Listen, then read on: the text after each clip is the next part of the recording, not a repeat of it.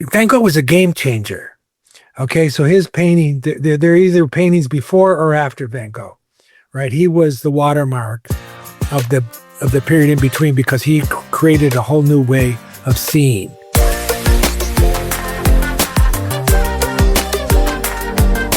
Hello and welcome. I'm Jude DiMeglio Trang, host of the Gift of Need podcast. I'm an author and observer of human need in society, and I like to see how it shapes our behavior and relationships in society as a whole. And I hope to just whet your appetite to get you thinking about your own needs, and instead of seeing them as burdens or problems, to look at them as opportunities and gifts. And how I do that is with amazing guests like the person who is joining us today. Chuck Tampio is with me, and we are going to be talking about why we need expressionist art. Hi, Chuck. Hi there. Glad to be with you again.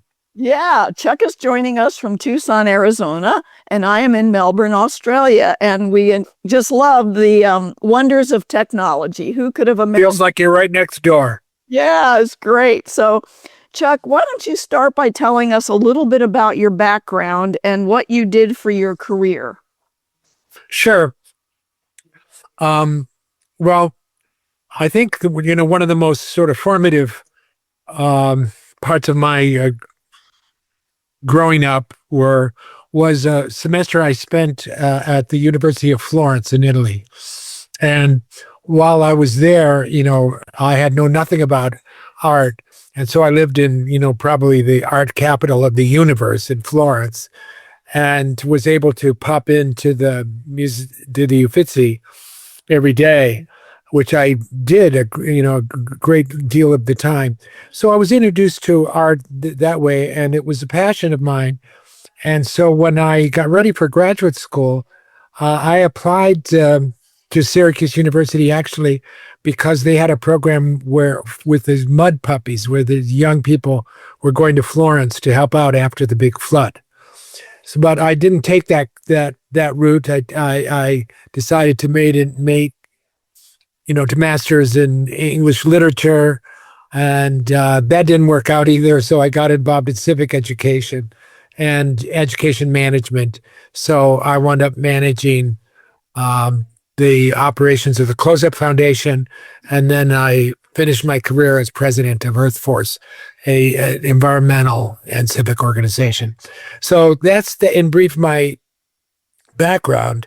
But when I retired, I sort of reignited my interest in art and became a docent at the Tucson Museum of Art, and have studied art rather passionately for the last 2 decades, and give art talks throughout the community.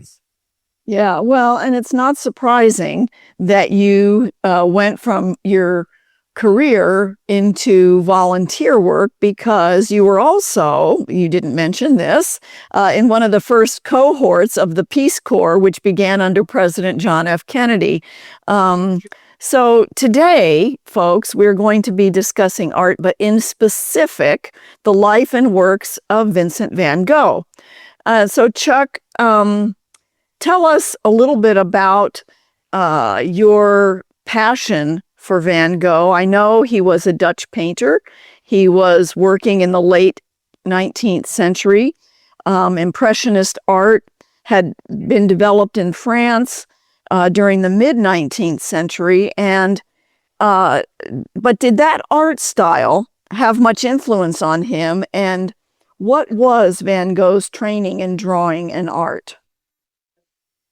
Well, first of all, I'm glad you picked Van Gogh to talk about today, because, Van Gogh had been a preacher at one point. He was a very serious religious scholar. He translated the Bible into Dutch, and he was trilingual. He spoke Dutch, English, and French, and tried his hand at being a minister, but he was a lousy minister, because he believed as a minister you should follow the teachings of Jesus Christ.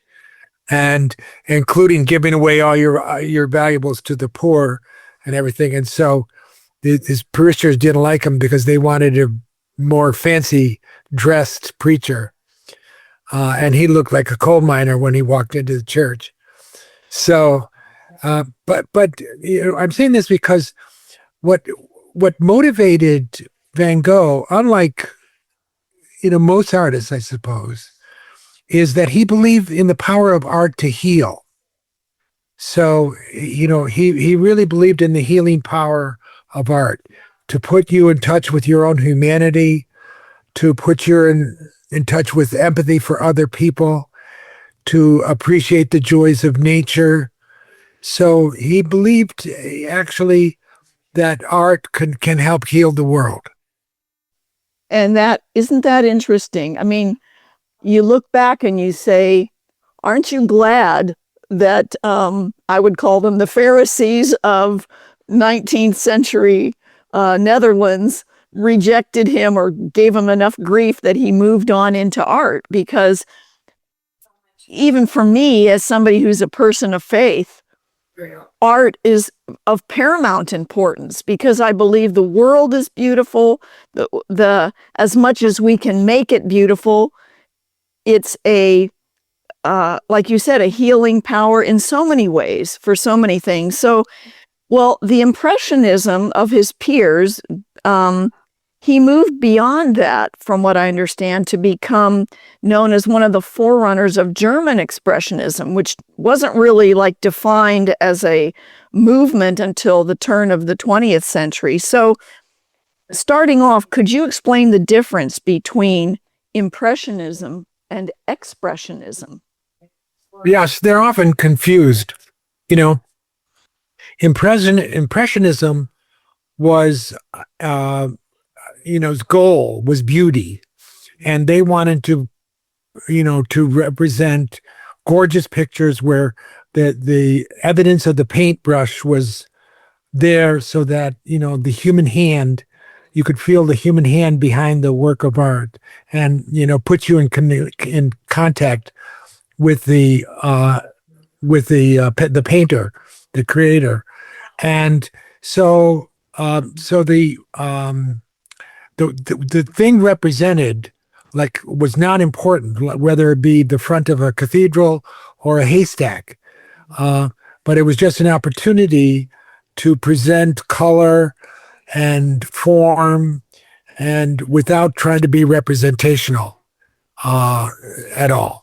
It could be, but it wasn't necessary to Impressionism. Expressionism, on the other hand, was about making bold statements that made you think, that had an intellectual orientation. They weren't necessarily beautiful at all. Beauty was not what they were after. They were after communication and interpreting the changing world. This world at the end of the 19th century was going through a major change in technology. And so the Expressionists did pictures of railroad trains and household appliances and things. So the Expressionism was quite a different kind of animal than Impressionism.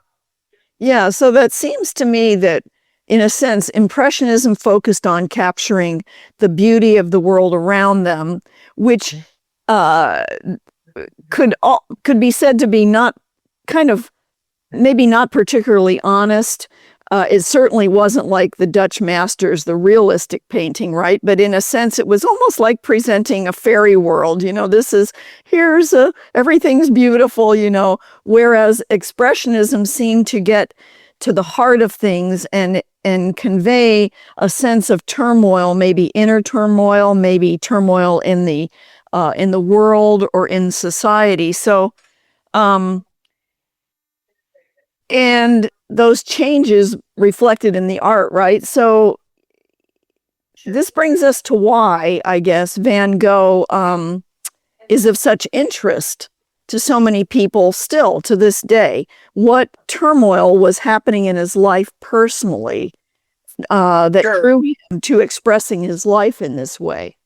Yeah, first of all, I'd just like to add one thing to what you said, Jude, and that is that Expressionism was interested in ideas, and communicating ideas through art, coming to terms with this rapidly changing world and helping to negotiate some sort of understanding about what was happening all around them. So it was about ideas, where Impressionism was about beauty and about nature and about humanity in some ways. So it's quite a different thing.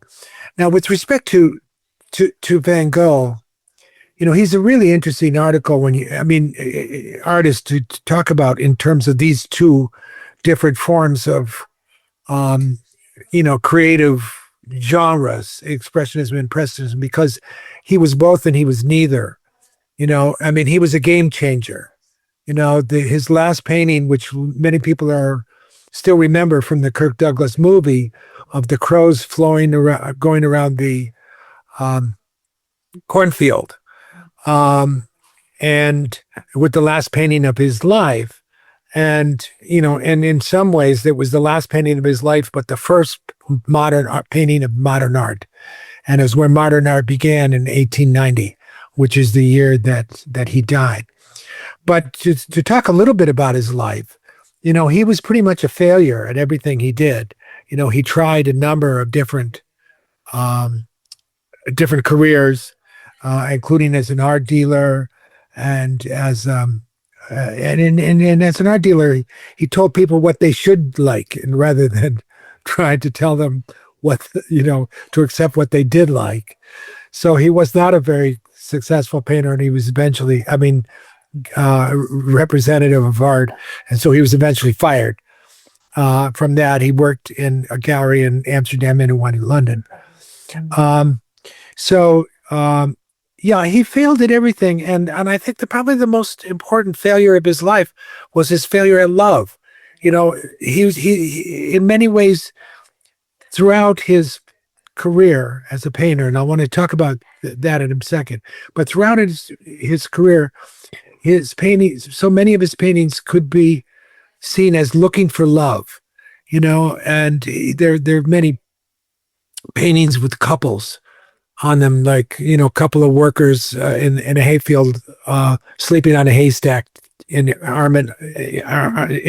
a cuddling kind of position. That was his dream of utopia, to be in the arms of a wonderful mate. So he tried desperately. He at one point moved in with a woman who worked in a brothel. She had syphilis. She had a stillborn child as a result. She also had a real, a living child. And Van Gogh wanted to take care of her and to live with her. And his parents were extremely upset about that and didn't want him to pursue that relationship anymore. And he had venereal diseases, as did his brother Theo, and unfortunately, a lot of these, people at that point in Europe. But to go back to his career, Jude, he lived until he was 37 years old. He started to paint when he was 27. So, and of the paintings that you know and I know and that most people love were painted in the last 3 years of his life. He did over 1,000 paintings in his lifetime and many more sketches and drawings. So he was extremely prolific. Some of his canvases, the canvases that we know, he did 2 or 3 of them in one single day. So he was extremely fast when he decided to pursue, a given subject in art. But, it's 10 years, 1879 to 1889, that are probably the richest period in art history. That was the period that Gauguin was working on, and André Breton, and so many of the Impressionists and then post-Impressionist painters.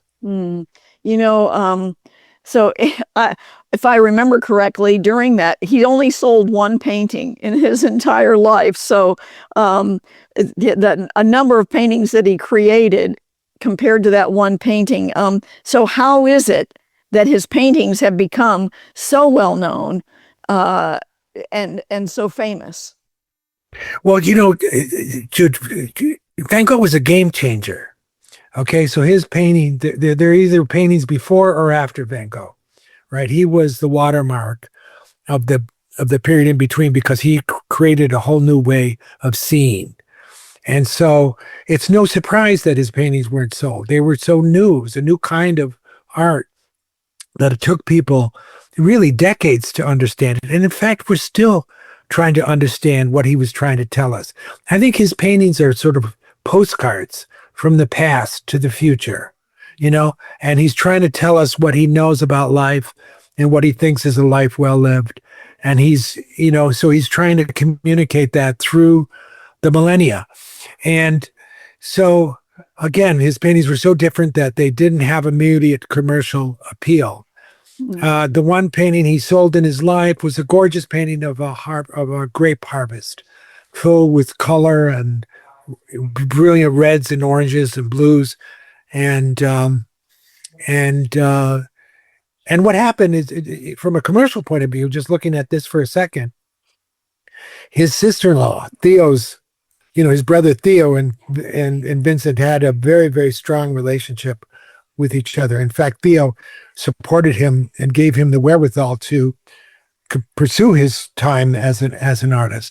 So they were very close. He was an art dealer, unable to sell any of his brother's art.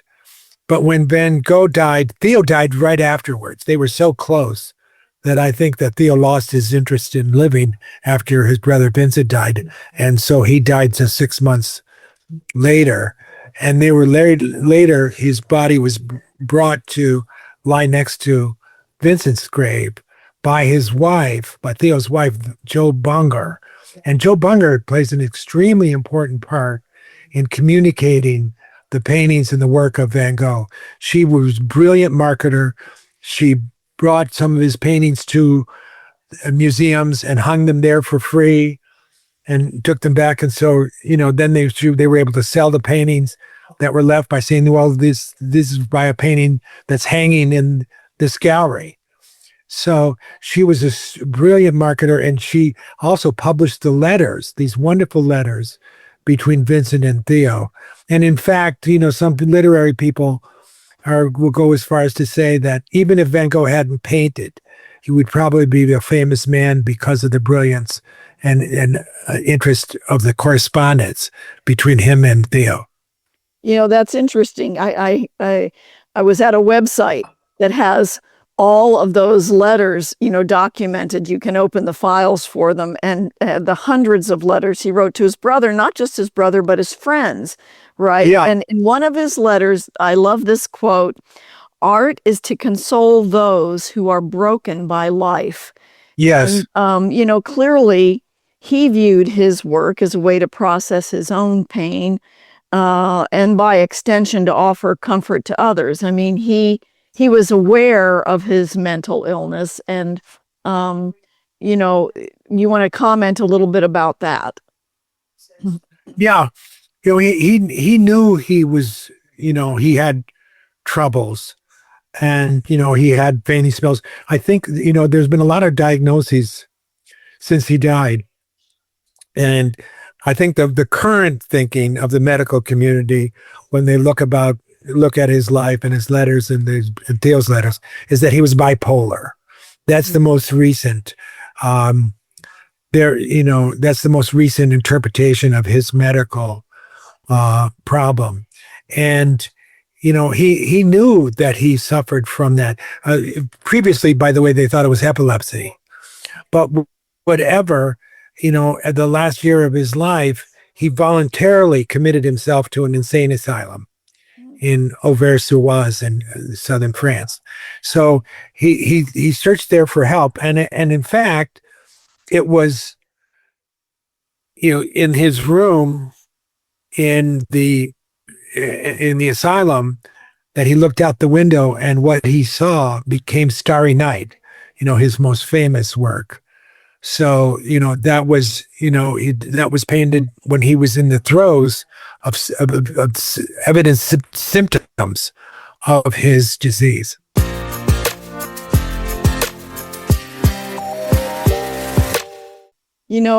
That's interesting. So I read that about that when he painted the Starry Night, and he wrote, "I want to touch people with art, with my art. I want them to say, he feels deeply, he feels tenderly." And I think this is his reflective of his legacy to Western art, right?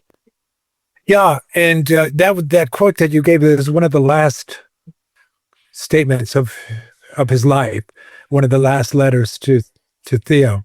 And yeah, he, again, I mean, I see these as postcards to the future, to us. So he's trying to speak directly to us, and with his message, and his message of, especially of passionate intensity, yet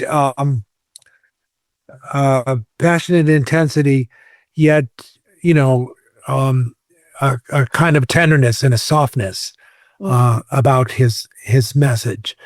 And there are elements when they could be harsh, like the potato eaters. One of his most famous paintings in his masterpiece, it shows, 3 generations sitting around a dark table, and they were, the color scheme was potato skin. They looked like it had been painted out of potatoes. And, and some people see that as a grim scene of poverty, of the life of poverty of these, farmers and miners. And I think that there's a whole nother way. And so people see it as a kind of a depressing motif. I, on the other hand, think that there's a whole different way of interpreting that painting when you've got a mother, father, and a grandmother and a child all having dinner together, and, having 3 generations at the dinner table. If you are living in a situation where you can make that happen, to have 3 generations sitting around a dinner table, I think that's kind of a miracle, and it's wonderful. Wish I could do it, but my parents are long gone. So I think that in some ways, as grim as it initially looks, there's kind of a sweetness and a tenderness and a joy, actually, of having this family share a meal together. Mm. And I think that I want them to feel deeply, feel tenderly, and that and I think he's accomplished that. I think that's the whole sense of this expressionist art, that he was expressing himself, and it brings it out in you, right? It's that you relate to those things. There's some way in which whatever the genius that he had portrayed his innermost feelings and emotions, and somehow he knew how to bring that to the forefront in his paintings, which is really, when you think about it, quite remarkable. Absolutely. When other artists, and many of our most famous and wonderful artists, painted pictures of bishops and kings and royalty and generals and, the leaders of civic leaders of political leaders, whatever, social leaders. Van Gogh's pictures are of ordinary people, a postman, a doctor, a hay gleaner, so he was interested. Millet, Francois Millet, was one of his main influences, who painted pictures of ordinary people. And so, yeah, you can relate to the people in Van Gogh's paintings because they're not the rich and the famous. They're ordinary workers, and going through the often the mundane habits of everyday life. So you can identify with them in a way that you can do to few other painters. Right. Well, let's consider now how art benefits us as individuals and the needs that it fills, right? I know for myself, I'm a very visual person, and beauty and art and creativity from any source is important for my well-being. And I think visual arts bring not only inspiration, but contemplation, because art is always conveying something, right? And yet the beauty of art is that kind of beauty is in the eyes of the beholder, right? Whatever, isn't it very interesting to me that an artist like Van Gogh could have had his own emotions, obviously, while he was painting something. And yet, regardless of what inspired him, somehow, or whatever they wanted to convey, every person walks away with some kind of experience that is a totally different and personal response, right? How do we explain that? Well, first of all, I would just add to what you're saying is that beauty certainly is one of the principal criteria of appreciation of a work of art, but it's only one. And I think, a lot of people who go into a museum and find art that's not very beautiful, in fact, that's deliberately the contrary. It's ugly. So that art is also about ideas, and sometimes you master, the ability to create a work of art that's beautiful and makes you think. So there's that dimension, which is especially important in the work, the distinction between the expressionists and the impressionists. So yeah, seeing somebody going through what you're going through, somebody who was exhausted after a hard day's work, somebody that's lonely, perhaps in a painting, that you can see that you're not alone, that the other people share not only your joys, but your sadnesses and your travails in life. And so knowing that others have experienced what what you're experiencing, sometimes it can be very consoling to someone who's feeling a little down and needs a boost some way. So, I think that the best of art, the most important art, is that which elevates the human spirit. And so, after seeing a Van Gogh, a simple picture with the postman, you can, recognize his humanity and his integrity and feel like, that you can be part of that. You can live your life that way. It can give you a path to maybe a better future. Yeah. And I'm so glad that you've put that word, the idea mixed in with expressionism, because that really helps me grasp onto that they weren't just conveying beauty, but they were conveying an idea along with, when I think of expressionism as a word, I think of expressing yourself, and that relates to our emotions and so the idea and the emotions and the visual, it's kind of all tied in together, right? And I think, the majority of us are not artists, or we may dabble a little in visual arts or pottery or sewing or whatever, but we're not on this level. And I think that's the gift that artists who are talented, and I'm not saying that their talent just dropped out of the sky, but clearly I could have spent the same amount of time training or learning as Van Gogh did and never come up with those things, right? I mean, I was not given that talent or gift. And the fact that they share that with us, to me, is that it gives us an opportunity to experience something that we can't attain for ourselves. And that's the whole thing of sharing our gifts with other people, right? And a question, something that came up while you were talking about, I wonder, since he had venereal disease, whether it was syphilis or whatever, wouldn't it make sense that he was on mercury treatments? I mean, that's what they used to treat people with. And if he was, I mean, that's known to cause insanity. I don't know. Do you know anything about that?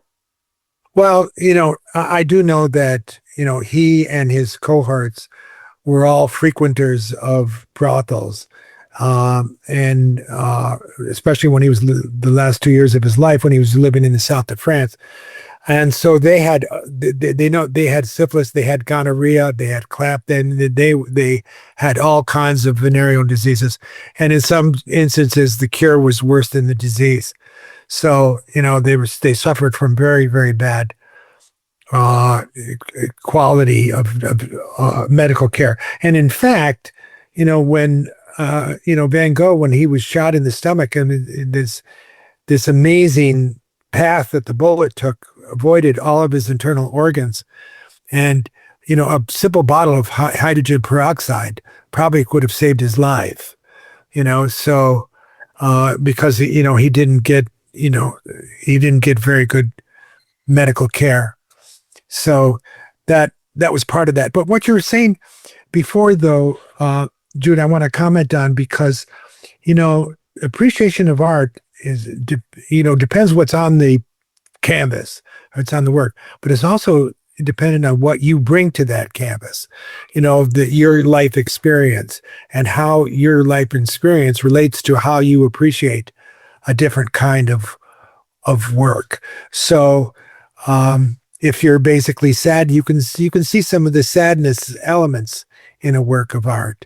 If you're joyful, and art can even further boost your spirit. So appreciation of art, especially art as significant and as extensive as Van Gogh, your appreciation depends on what you bring to the piece itself. And one of the reasons that Van Gogh, by the way, has become so popular is because we know so much about his life and his death. We know more about his biography than any other painter. I mean, do you know how Picasso died? No one, no one knows or cares. We know about Van Gogh. We know about his life. We know about his poverty, etc. So few other artists are available to us through biography. So we know, not only we know something about the paintings, but we know a lot about the painter. Isn't that, and that's from his letters, right? From his relationships and writing and stuff. And, there was a recent article by Evan Amato in his Invictus Substack page, and it resonated with me, and I'm going to read it. It says, "Of all the advice I've received in my life, none has been so impactful as the following: live your life as art." At first, it sounds compelling. What does it mean to live life as art? Does that not entail a certain degree of selfishness, detachment from reality? Not so. In fact, quite the opposite. When conceived of properly, living life as art makes you more grounded in reality, not less. It makes you more rooted, more loving, more charitable to those around you.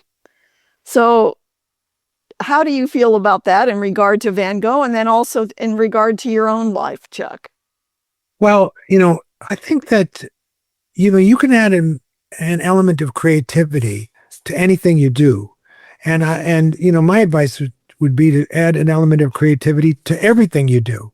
You can, whether you're chopping an onion, or, even Hemingway had a beautiful passage in one of his short stories about somebody behind enemy lines is cooking 2 cans of one of beans and one of soup, and he mixes them together and he gets them to the ideal temperature so that you can eat them and appreciate them.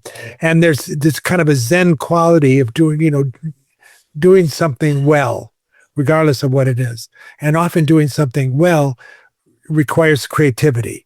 And so if you live your life thinking about, how could I do this better? And then how could me be better? So if you're constantly thinking in those terms, I think that Van Gogh, communicated a lot of that in his work of art. He said, what about looking at this from that angle? Or have you ever considered looking at a tree and these tangled roots of a tree? One of his 3 last paintings of just tangled roots.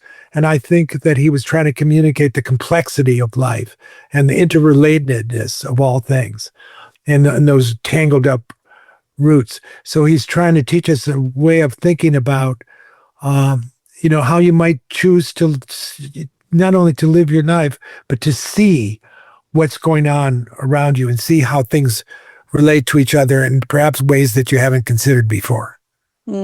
That's great, Chuck. Well, time for us to close. Is there any last thought you want to add to this podcast and your thoughts? Yeah, well, I lied earlier when I said that we know a lot about him, because in fact, he didn't cut off his ear. He didn't commit suicide.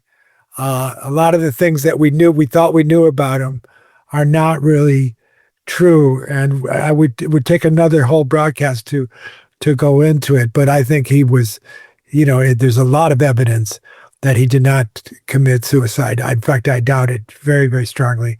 I also doubt that he cut off his own ear. So anyway, so it, just thinking about that adds another layer of complexity to the attempts to understand this man. And I think that this is especially, it's available to us now, where we can look at his paintings. You can get them all through the internet now. There are lots and lots of books. There are dozens and dozens of biographies of Van Gogh. They come out every day, it seems. There are new ones and new theories about how he lived and how he died.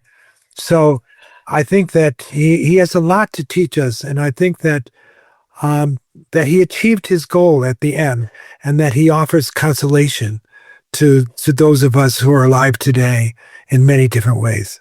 That's beautiful. Thank you, Chuck. Well, thank you for making the time to be with us today. I've always loved all of your art talks. We've been to many of them. Maybe we'll do another one sometime. I think John and I really liked the one about women artists, because there weren't many in the olden days, in the previous history, for many reasons, but you did a beautiful job on sharing that at one of our soirees. Everyone loved it.